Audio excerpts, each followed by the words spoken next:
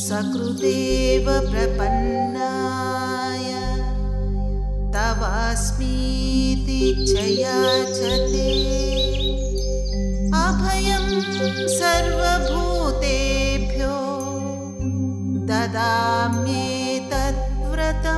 మమ దదామ్యేతద్వ్రతం మమ.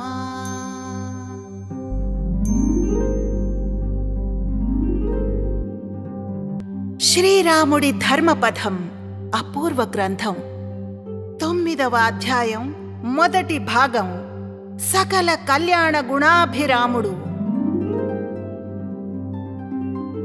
అత్యుత్తమ సద్గుణాలతో అత్యుత్తమ స్థానాన్ని అలంకరించిన మానవోత్తముడు శ్రీరాముడు. రాముడి గుణగణాల వలనే రామాయణం పూజనీయ గాథ అయ్యింది. రాముడు తేజస్సులో సూర్యునితోనూ, ఓర్పులో భూమితోనూ, బుద్ధిలో బృహస్పతితోనూ, కీర్తిలో దేవేంద్రునితోనూ సమానుడు అన్నాడు హనుమ సీతతో. శ్రీరాముడు సకల గుణనిధి, ధర్మానికి నిలువెత్తు రూపం. భయమంటే తెలియనివాడు, పక్షపాతం ఎరుగనివాడు, తల్లిదండ్రులంటే అమిత గౌరవం కలవాడు, ప్రజలంటే గాఢాభిమానం కలవాడు, ధర్మపాలకుడు. పరమేశ్వర కళలు అని చెప్పే 16 సత్పురుష లక్షణాలు కలిగి ఉన్న శ్రీరాముడు షోడశ కళా ప్రపూర్ణుడు. అందుకనే జానకీ నాయకుడు జగానికి నాయకుడయ్యాడు, జగదానంద కారకుడయ్యాడు. పట్టాభిషిక్తుడైన 1000 సంవత్సరాల తర్వాత కూడా పాలనంటే ఆయనదే అని చెప్పుకునేంత జన హృదయ నేత అయ్యాడు. ఉత్తమ గుణాల సాధనే మానవుణ్ణి మహోన్నతుణ్ణి మాధవుణ్ణి చేస్తుంది. పరిపూర్ణత్వం. పరిపూర్ణ మానవుడికి ఏకైక నిదర్శనం శ్రీరాముడు. గుణం, రూపం, ధర్మం, జ్ఞానం, పరాక్రమం, కారుణ్యం, త్యాగం, సర్వధర్మాల సమన్వయ శక్తి. ఇలా అన్నింటా పరిపూర్ణతను ఏ ఒక్కరూ సాధించలేదు. ఈ లక్షణాలన్నీ జీవితాంతం సమగ్రంగా కలిగి ఉండటం ఎంతో అపురూపం. అందుకే రాముడు ఆదర్శమూర్తి అయ్యాడు, పరిపూర్ణత్వం సాధించాడు. ధర్మనిష్టలను, సామాన్యులను, ఆశ్రయించిన అభాగ్యులను, శరణాగతులను ఆదుకోవడం రాముడి విశిష్టత. ధర్మ వ్యతిరేకులను, స్వార్థం కోసం జన సంక్షేమానికి నష్టం చేకూర్చే వారిని శిక్షించడం ఆయనలోని విలక్షణం. ఒక సువ్యవస్థను రూపొందించడం ద్వారా సందర్భోచితంగా కారుణ్య కాఠిన్యాలను సమన్వయించడం మరో విశిష్ట లక్షణం. వాల్మీకి ప్రశ్న.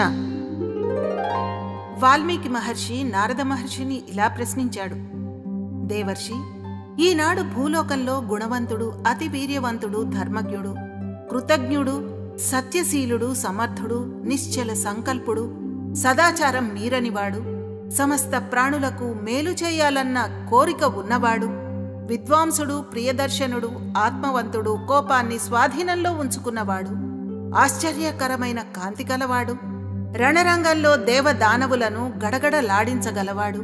అలాంటి ఒకే ఒక్కడు అనిపించుకున్న సద్గుణ సంపన్నుడు ఎవరు? వాల్మీకి మహర్షి పేర్కొన్న ఇవే పరిపూర్ణ మానవుని అపురూప లక్షణాలు. నారదుడి సమాధానం. వాల్మీకి మహర్షి, నువ్వు చెప్పిన సద్గుణాలే కాదు, ఎన్నో శుభలక్షణాలు మూర్తీభవించిన రూపం దశరథ తనయుడైన రాముడిది. అతడు మనోనిగ్రహవంతుడు, గొప్ప పరాక్రమం, కాంతి, ధైర్యం కలవాడు, ఇంద్రియాలను వశంలో ఉంచుకున్నవాడు, బుద్ధి, నీతి, మాటల్లో నేర్పు, ఐశ్వర్యం కలవాడు, శత్రువులను నశింపచేసేవాడు. అతనికి మూపు ఎత్తైనది, బాహువులు పొడవు, దృఢత్వం కలవి, కంఠం శంఖంలాంటిది, ఆజానుబాహుడు, చెక్కిళ్ల పైభాగం ఉన్నతంగా ఉంటుంది. అతడిది విశాల వక్షస్థలం. అతడి నడక చూడముచ్చటగా ఉంటుంది.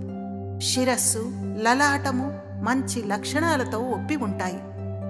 అతడి శరీరం సమంగా విభజించబడిన అవయవాలతో శోభిస్తుంది. అతడి శరీర ఛాయ, తేజస్సు ప్రశంసనీయం.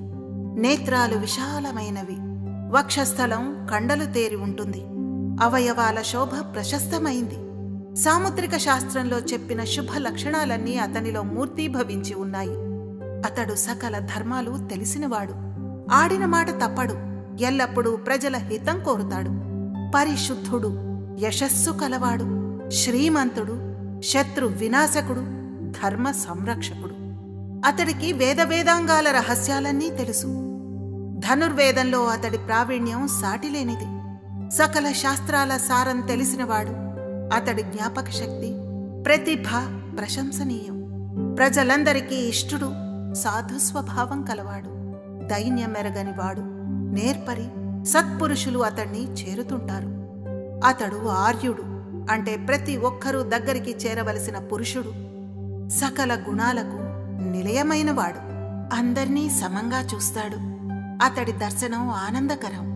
గాంభీర్యంలో సముద్రుడంతటివాడు. ధైర్యంలో, ఔన్నత్యంలో హిమవత్పర్వతమే. కదపలేని మానసిక స్థైర్యం కలవాడు. పరాక్రమంలో విష్ణువుతో సమానుడు. చూసేవారికి చంద్రుడిలా ఆనందం కలిగిస్తాడు. కోపం వచ్చిందంటే ప్రళయ కాలాగ్నితో సమానమే. ఓర్పులో భూమితో సమానుడు. దానం చేయడంలో కుబేరుని వంటివాడు. సత్య విషయంలో సాక్షాత్తు రెండో ధర్మదేవతే. నారదుడు 64 విశిష్ట గుణాలున్న రాముణ్ణి గురించి వర్ణించాడు. వాటిలో 20 రూపగుణాలు, 20 పరిపాలనా దక్షతకు సంబంధించిన చక్రవర్తి గుణాలు, మిగిలినవి ఆదర్శ పురుషునికి ఉండవలసిన కళ్యాణ గుణాలు. రామతత్వం. రామకథ జరిగి 1000 సంవత్సరాలయ్యింది. అయినా నేటికి నిత్య పారాయణీయం, నిత్య స్మరణీయం అయ్యింది. ధర్మం పోతపోస్తే రాముడు, ఆదర్శాలు రూపుకడితే రాముడు. జీవితంలోని ప్రతి అడుగులోనే కాదు, శరీరంలోని ప్రతి అణువులోనూ ధర్మపరాయణత్వం నింపుకున్న ధర్మతేజం శ్రీరాముడు. అందుకనే రామ మార్గం సకల జనావళికి ఆదర్శమైంది, ఆరాధనీయమైంది. ప్రతి దేహంలోనూ రాముడు అంతర్యామి. ప్రతి అంతరంగంలోనూ ఆయన ఆత్మారాముడు, ఆనందరూపుడు. నిజానికి రాముడి జీవితం సీరియల్ డిజాస్టర్. అయినా మనం దూరం పెట్టలేదు, కోపగించుకోవడం లేదు, ద్వేషించడమూ లేదు. కాని ప్రేమిస్తున్నాం, పూజిస్తున్నాం. ఎందుకు? అతడు ఉన్నత విలువల కోసం నిలబడ్డాడు. వరస కష్టాలొచ్చి పడ్డా నమ్మిన ధర్మం కోసం స్థిరంగా నిలబడ్డాడు. మొదట ఎలా ఉన్నాడో చివరి వరకు ఎలాంటి మార్పుకు లోను కాకుండా ఒకే రకంగా ఉన్నవాడు, ఒకే విధంగా ప్రవర్తించినవాడు. ఇది అసామాన్య విషయం అంటారు జగ్గివాస్తే. రాముడు గురించి సర్వం తెలుసుకుంటే కాని రామతత్వ ఔన్నత్యం అర్థం కాదు. అది తెలిస్తే గాని రామరాజ్య విశిష్టత బోధపడదు. అందుకని అతణ్ణి మహిమాన్వితుడిని చేసిన అతడి అపురూప గుణ సంపద గురించి తెలుసుకోవాలి. తెలుసుకుందాం. షోడశ గుణ పూర్ణుడు. శ్రీరాముడు గుణవంతుడు, శక్తిశాలి, ధర్మాత్ముడు, కృతజ్ఞతాభావం కలిగినవాడు, సత్యాన్నే పలికేవాడు, దృఢమైన సంకల్పం కలవాడు, మంచి నడవడిక కలవాడు, అన్ని ప్రాణుల మంచి కోరేవాడు, విద్యావంతుడు. ఎన్నిసార్లు చూసినా ఇంకా చూడాలనిపించేంతటి సౌందర్యం కలిగినవాడు, ధైర్యవంతుడు, క్రోధాన్ని జయించినవాడు, తేజస్సు కలిగినవాడు, ఎదుటివారిలో మంచిని చూసేవాడు, అసూయ లేనివాడు, దేవతలకు సైతం భీతి కొల్పేవాడు. మనం విలువల్లో, వ్యక్తిత్వంలో పడిపోకుండా నిటారుగా నిలబెట్టిన ఆదర్శ పురుషుడు శ్రీరాముడు. వాల్మీకి నారదుడిని ప్రశ్నించిన 16 ముఖ్య గుణాలు కలిగి ఉన్నవాడు కనుకనే రాముడు షోడశ గుణ పూర్ణుడయ్యాడు. 16 కళలతో కూడిన పూర్ణ రామచంద్రుడయ్యాడు. రాముడిలో వాల్మీకి ఆశించిన లక్షణాలు ఎలా మూర్తీభవించి ఉన్నాయో పరిశీలిద్దాం. మొదటిది సౌశీల్యవంతుడు, గుణవాన్, ప్రిన్సిపల్డ్, వర్చుయస్. సద్గుణాల రాశి రాముడు. లోకంలో చెప్పబడిన సద్గుణాలన్నీ కలిగి ఉన్నవాడు. ఇవన్నీ ఒక్కరిలో ఉండడం ఎక్కడా జరగదు. కాని శ్రీరాముడిలో కొలువు తీరి ఉన్నాయి. అతడు సౌశీల్యం కలవాడు, స్థితప్రజ్ఞుడు, పరిపూర్ణ మానవుడు, తండ్రికి, గురువులకు, ప్రజలకు విధేయుడు. వాల్మీకి కాలంలో ఇక్ష్వాకు వంశ ప్రభువుగా ప్రత్యక్ష సాక్ష్యంగా నిలిచి ఉన్నవాడు. విలక్షణ లక్షణాలు: పితృవాక్య పాలన, ఏకపత్ని వ్రత దీక్ష, ధర్మపాలన, శరణాగత రక్ష, భూతదయతో పాటు రాముడికి ఎన్నో ప్రత్యేక లక్షణాలున్నాయి. రామః ద్విహ శరం నాభిసందంతే. రాముడు 2 సార్లు శరసంధానం చేయడు. ద్విహ ఆశ్రితం నస్థాపయతి. తనను ఆశ్రయించిన వారికి విశ్వాసం కలగటానికి 2 సార్లు అభయప్రధాన వాక్యాలు చెప్పడు. నద్విర్ధత్తాతి చిర్ధిభ్యః. ఆశ్రితుడి కోరికలను తీర్చుటలో రాముణ్ణి మించిన మహాదాత మరొకడు లేడు.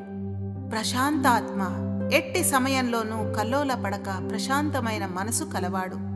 పూర్వభాషి, ఎవరినైనా తానే ముందుగా పలకరించేవాడు. నచ అనృత కథ, అసత్యమగు కథలల్లి చెప్పడు. సచకాలవశానుగః, సమయానుకూలంగా మాట్లాడడు. ఏ ఎండకా గొడుగు పట్టడు. సమదుఃఖ, ఇతరుల బాధల్ని పంచుకునేవాడు. సత్యవాదిన్, నిత్యం సత్యమే పలికేవాడు. క్రియాపరః, కర్తవ్యానికి ప్రాధాన్యం ఇచ్చేవాడు. సారగ్రాహిన్, ఏ విషయాన్నైనా ఇట్టే ఆకళింపు చేసుకోగలవాడు. ధర్మస్య పరిరక్షిత, ధర్మాన్ని కాపాడేవాడు. సర్వసమః, ప్రజలందరినీ సమానంగా చూసేవాడు. స్మితపూర్వభాషి, చిరునవ్వుతో సంభాషణ ప్రారంభించేవాడు. అప్రమత్త, ఏమరపాటు లేనివాడు. సానుక్రోశ, దయామయుడు. నాచానృత, అబద్ధం పలకనివాడు. శుచిః, పరిశుభ్ర మనసు శరీరం కలవాడు. ఏకపత్ని వ్రత దీక్ష. భార్య పతివ్రత ధర్మాలు పాటిస్తే చాలదు, భర్త కూడా పత్నివ్రతుడై ఉండాలని చాటాడు. సీతను తప్ప మరో స్త్రీ వంక చూడలేదు, తలచలేదు. సుదీర్ఘ సీతా వియోగం అనుభవించినా మరో స్త్రీ తలంపు రానివ్వలేదు. అశ్వమేధయాగ సమయాన ఎవరెంత ఒత్తిడి తెచ్చినా 2వ పెళ్లికి నిర్ద్వందంగా తిరస్కరించాడు. సీత ఎడ అతనికున్న అపురూప ప్రేమానురాగాలు అలాంటివి. సమభావన. బోయల నాయకుడైన గుహుణ్ణి, వానరుడైన సుగ్రీవుణ్ణి, రాక్షసుడైన విభీషణుణ్ణి, పక్షి అయిన జటాయువుని, గుర్వాజ్ఞ పాటిస్తున్న శబరిని ఒకే భావనతో చూశాడు. హెచ్చు తగ్గులు చూపలేదు. గౌరవ మర్యాదల్లో లోటు చేయలేదు. వారి వారి పుట్టుకల్నిగాక వారి గుణాలను చూసి ఆదరించిన సౌశీల్యవంతుడు, సౌజన్యమూర్తి శ్రీరాముడు. స్థితప్రజ్ఞత. రేపే నీకు యువరాజ పట్టాభిషేకం అని చెప్పినప్పుడు, ఇప్పుడే వనవాసానికి వెళ్ళాలి అని ఆజ్ఞాపించబడినప్పుడు ఒకే మనస్థితి కలిగి ఉన్నవాడు రాముడు. మొదటి దానికి పొంగిపోలేదు, 2వ దానికి కుంగిపోలేదు. రెంటిని సమానంగా స్వీకరించిన స్థితప్రజ్ఞుడు రాముడు. పట్టాభిషేకం కోసం సిద్ధమై రథమెక్కి తండ్రి వద్దకు వెళ్ళినప్పుడు కాని, ప్రజలు అభినందనలు ఆశీర్వచనాలు అందుకున్నప్పుడు కాని, నారవస్త్రాలు ధరించి పాదచారి అయి అడవులకు ప్రయాణమైనప్పుడు కాని శ్రీరాముని ముఖం ఒకే రీతిలో ఉందని, పెదాలపై చిరునగవు చెక్కు చెదరలేదని వాల్మీకి వర్ణించాడు. అయోధ్య, అడవి రెంటినీ రాముడు ఒకే రకంగా చూశాడు, స్వీకరించాడు. అందువల్లనే అయోధ్యలో భరతుడితో, కిష్కింధలో సుగ్రీవుడితో, లంకలో విభీషణుడితో ఒకే తరహా సుఖ ఆవరణలో ఉండగలిగాడు.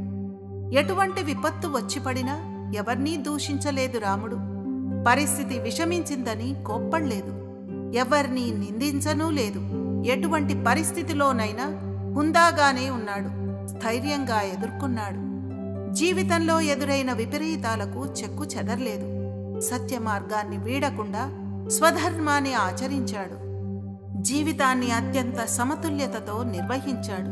సుఖదుఖాలు రెంటినీ సమానంగా స్వీకరించిన మహనీయుడు. శరణాగత రక్షణ. నా అన్న రావణుడు నా హితవాక్యాలు వినలేదు. నన్ను బానిసలా చూశాడు, అవమానించాడు. భార్యాపుత్రులను విడిచివచ్చి రాముణ్ణి శరణు కోరుతున్నాను అన్నాడు విభీషణుడు. సకృదేవ ప్రపన్నాయ తవాస్మీతి చయాచతే అభయం సర్వభూతేభ్యో దదామ్యేతద్వ్రతం మమ దదామ్యేతద్వ్రతం మమ. ఎవరైనా సరే నన్ను శరణు వేడితే నేను తప్పక రక్షిస్తాను. అది నా వ్రతం, నియమం. అది విభీషణుడే కావచ్చు, రావణుడే కావచ్చు అన్న శరణాగత వాత్సల్యుడు శ్రీరామచంద్రుడు. ఒకనాడు మందాకిని తీరంలో సీతాదేవి నిద్రిస్తుండగా కాకాసురుడనే రాక్షసుడు పదునైన గోళ్లతో ఆమె వక్షాన్ని గాయపరుస్తాడు. రాముడు కోపించి బాణప్రయోగం చేయగా కాకాసురుడు రాముడి పాదాలపై పడి శరణు వేడగా అతడి ప్రాణాలను హరించకుండా విడిచిపెట్టాడు రాముడు. శరణంటే ఎంతటి శత్రువునైనా క్షమించగల ఔదార్యమూర్తి శ్రీరామచంద్రుడు. మాతృబాధ్యత, పితృవాక్య పరిపాలనే కర్తవ్యంగా భావించినవాడు రాముడు. అయినప్పటికీ తల్లి బాధ్యత విస్మరించలేదు. మహారాజా, అమ్మ కౌసల్య వృద్ధురాలైంది. ఆమె ఎవర్నీ నిందించి ఎరగదు. ఇదివరకెప్పుడూ ఇలాంటి కష్టం ఎరగదు. కనుక శోకసంద్రంలో మునిగిపోయి ఉంది. ఆమెను ఎక్కువ ఆదరంతో చూడు. నా గురించి ఆలోచిస్తూ పుత్రశోకంతో కృషించి ప్రాణాలు విడవకుండా చూడు.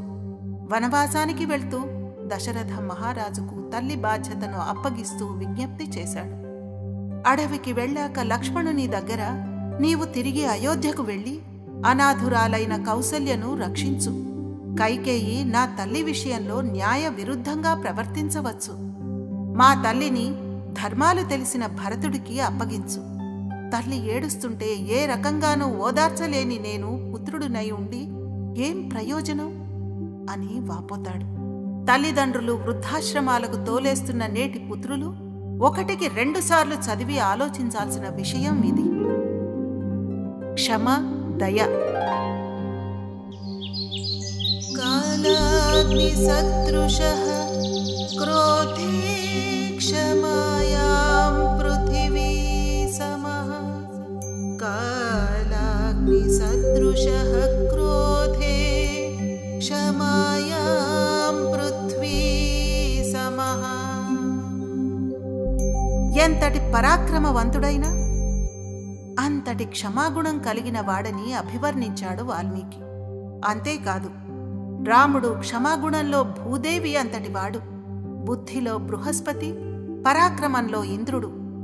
రిపుణా మనసి వత్సల, పగవాడి మీద సైతం దయచూపేవాడు రాముడు. ఆశ్రితుల దుఃఖం పంచుకోవడానికి ముందుంటాడు. వాలి మరణానంతరం సుగ్రీవుడిలానే రాముడు కళ్ళనీళ్ల పర్యంతమయ్యాడు. పరుల దుఃఖం తన దుఃఖంగా భావించాడు. నీవు యుద్ధంలో అలసిపోయావు, వెళ్ళు, అలసట తీర్చుకురా అని యుద్ధరంగంలో రావణుడితో అనగలిగిన క్షమాగుణం రాముడి సొంతం. ఆశ్రయించిన ప్రాణులకు రక్షణ కల్పించడం దయాధర్మం, క్షత్రియ ధర్మం.